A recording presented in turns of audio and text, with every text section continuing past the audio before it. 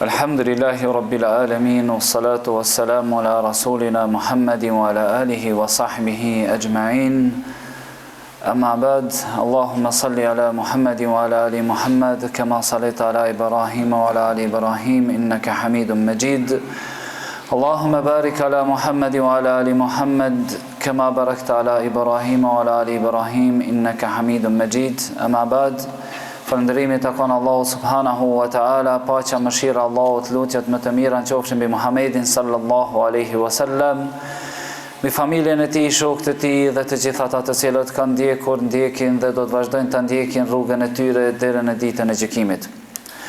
Vëllezër të nderuar, nga begatitë e Allahut subhanahu wa ta'ala, nga mirësitë e tij të shumta, është që edhe pasi që e krijoi njeriu, nuk e la atë pa parkujdesje, nuk e la atë pa qëllim, nuk e la atë të humbur që të bredh dhe të mos të di se pse është krijuar, pse jeton, ku është nisur dhe për ku është drejtuar.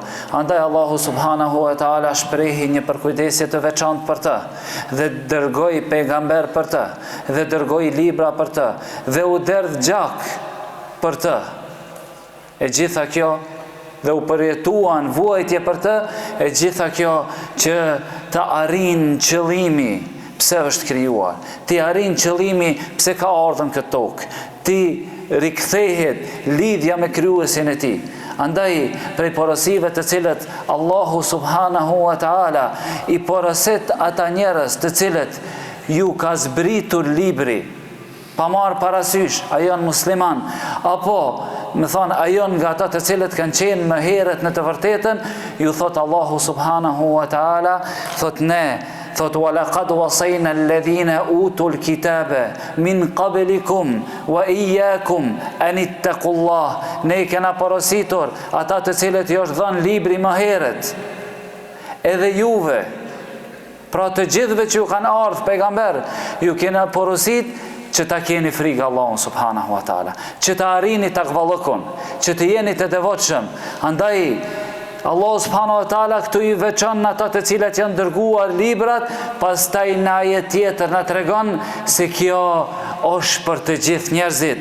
Thot Allahu subhanahu wa ta'ala, ja ayyuhalladhina amanu, thot o ju që keni besuar, ittaqullah, keni frikë Allahut.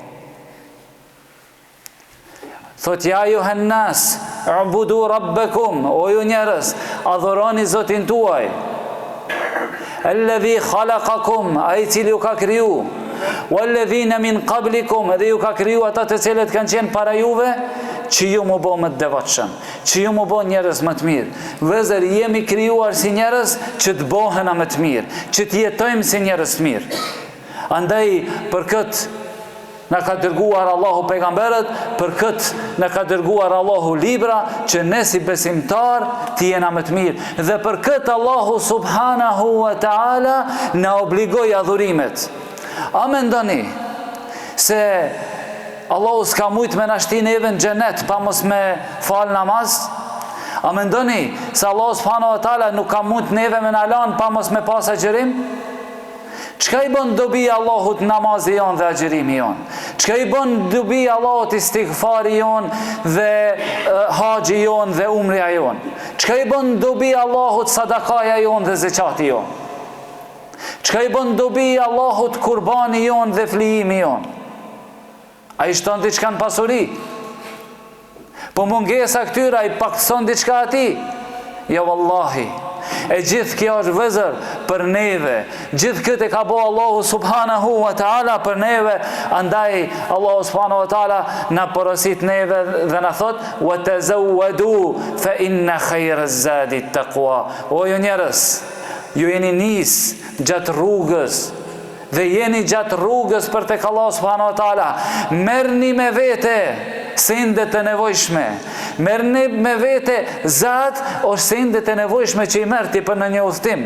Thot merrni me vete e sendi më i mirë që e merrni me vete është takvallëku, është besimi juaj që ju e keni ndaj Allahut subhanahu wa ta'ala. Andaj Allahu tregon dhe ju premton këtyre njerëzve se nëse vazhdojnë të qëndrojnë në këtë rrugë, duke ndjekur këshillën e Allahut dhe marrin sendet e nevojshme për këtë udhëtim, thot innal muttaqina fi jannatin wa nahar.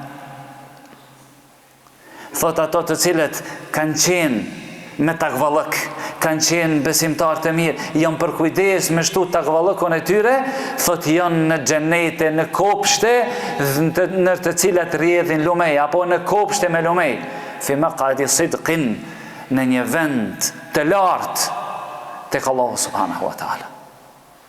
Kjo është porosia.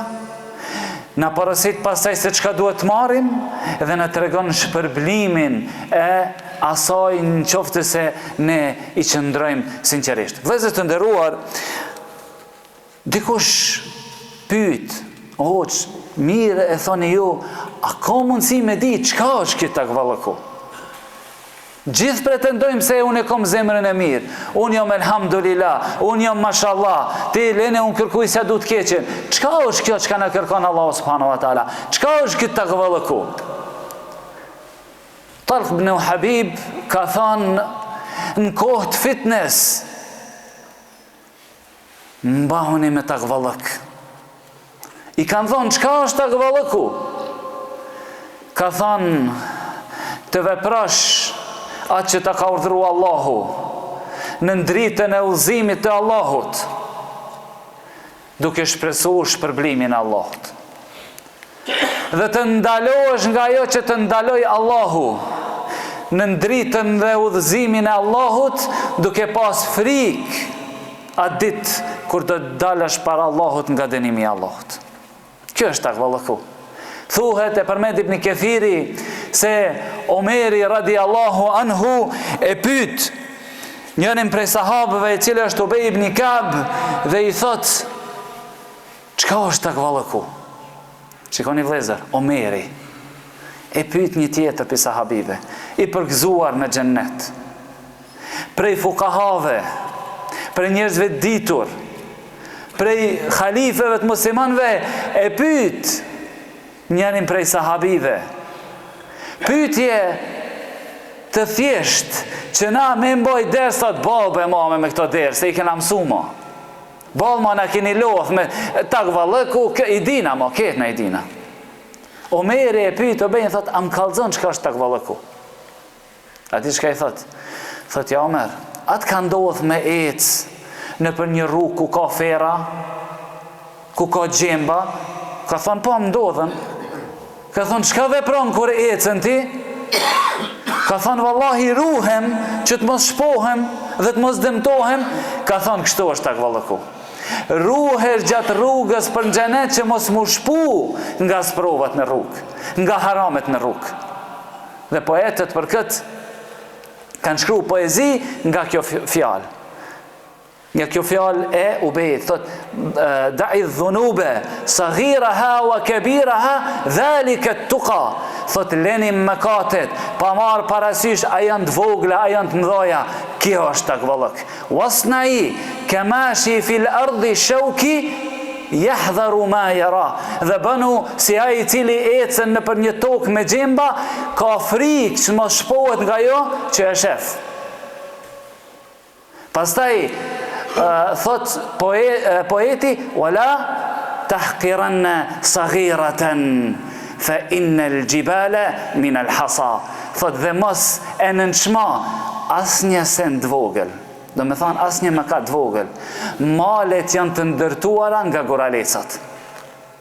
Andaj vëllezër, ai i cili përkujdeset për takvallëkun, gjeneratat e para jo pi haramit, ikte pi sendit dëshimt. Ndërsa ne sot, hoxha, a ka bede një fetfa që e thot dikush për këtë haramit na bëni halal. Hoxha, a ka bede një fetfa për këtë. Hoxha, ato halalit ju largëshin, dhe më duket si e dëshimt du me rujt imanin tem. Andaj, njerëzit çuditen në ditën e gjykimit, kur do të vjen me mëkate sa kodrat, kur s'ka ba mëkatet mëdhaja.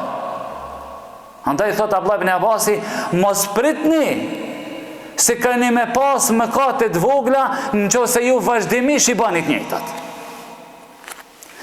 Tjetër çështje vëllezër, e cila vlen të përmendet dhe Kjo është ajo pojanta për të cilën duhet të flas sot, është se adhurime që na i ka caktuar Allahu subhanahu wa taala, kemi adhurime të dukshme apo pjesë të dukshme të adhurimit, dhe çdo adhurim i dukshëm e mban në vetë atë pjesën e fshehtë dhe atë pjesën e brendshme.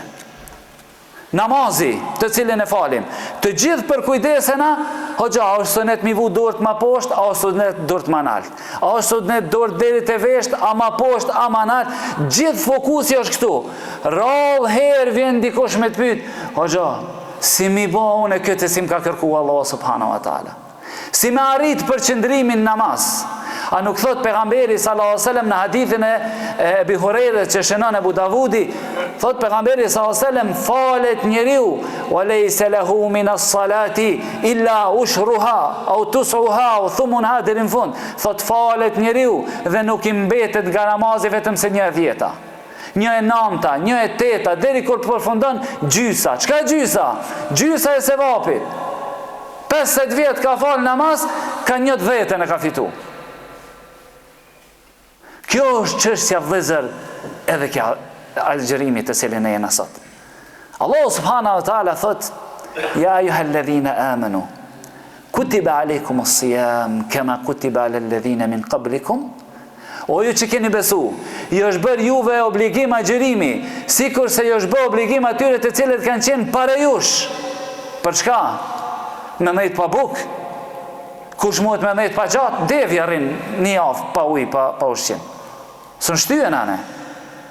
Pse në ka bo obligim Allah? La'allekum tattaqun. Që të bëheni më të mirë, që të bëheni më të devotshëm, që të bëheni njerëz më të mirë, që kur të vjen Ramazani dhe ti agjeron Ramazanin dhe në fund të Ramazanit e sheh veten se i vallahi para Ramazanit i kam pas disa gjinohe, nuk i kam ma. Më kanë mungu disa vepra të mira që ku i kam tash. Kush prej neve merr flet dhe mi shkru mangësit që i ka si musliman, gabime që i ka si musliman, ndaç me Allah subhanahu wa taala, ndaç në raport me njerëz, ndaç raport me familjen, ndaç raport në punë, ndaç raport me shoqërinë, dhe ta ketë qëllim që në Ramazan unë do më bë më mirë. Se për këtë Allah subhanahu wa taala po më thot më agjëru, e jo për me ndejt pa ushqim edhe me ndejt pa bukë, edhe me ndejt pa ujë.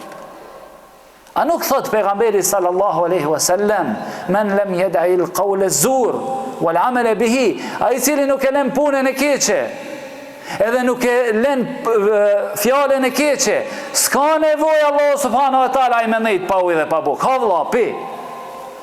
Si ke kuptu çka do të thonë agjerimi? Nuk e ku kuptu se agjerimi s'është me ndejt unt edhe me ndejt pa ujë. Po, kjo është mënyrë dhe kjo është rrugë që të ndihmon ti mu bë më mirë. Ama nuk është qëllimi i tij. Thot pejgamberi sallallahu alaihi wasallam në hadith tjetër, vëzër, thot sa ka njerëz të cilët nga agjerimi nuk i mbetet vetëm seuria dhe nga namazi i natës nuk i mbetet vetëm se ripagjon. Andaj, vëllezër të nderuar, nuk është qëllimi jonë vetëm mi bë adhurimin. Nuk është qëllimi jonë veç po shkoj po falem. Nuk është qëllimi jonë po mbaj Ramazan. Nuk është qëllimi jonë po shkoj në hax. Kallëzom se çfarë rezultati ka nga adhurimi jot. E kom përmend disa herë në përderse, po e përmendin ndoshta dikush se ka dëgju, tregohet se atje te ne Maqedoni ka qenë një musliman e ka pas një tokë. A dini ma para si e kanë vadit tokën, ka qenë ajo kanali ujit, mbas ti ka qenë një jo musliman Maqedon. Edhe ky muslimani, Fazlia, çdo herë ja kanal ujin. Ai thoi, Fazlia be, pushti vota, shkroje be ujin o Fazil. Jo be çfarë voda, s'ka ujë. O Fazil, shoma be dhe unë të kem pak? Jo. Shkon haxhi ky, Fazlia, shkon hax. Kur kthehet pe haxhi, ka vu kapuçin e bardhë, mashallah, haxhi, selam aleikum, shpërndon miska, tespi, ka ardhë. Kur shkon ke fusha, me kapuçin e bardhë. E shefa i kujshia, i thot, shqyrbe tash se barem ujin malçon, se është bo haxhi. I thot, o Fazlia, adeve, voda në shoma? Jo, be, far voda.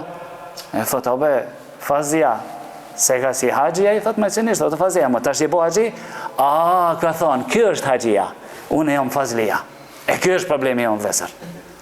Kjo është problemi jonë, se na pi haxhillëkët veç e vena kapuçin, Ne pi agjerimit veç rina pa hangër pa pi. Ne pi namazit veç shkojna falem, japin selam, si jena përmirësu. Vlla, unë kam saf si jap selam. Çfarë namazi? Pse falena? Për kam falena? Lusë Allah subhanahu wa taala na jep vëdisim vëllezër. Na përmirëson gjendjen. Na kfjell para se të na kfjell meleku i vdekjes. Subhanakallahumma hamdik, ashhadu an la ilaha illa ant, astaghfiruka wa atubu ilaik. Sallallahu alaihi wasallam.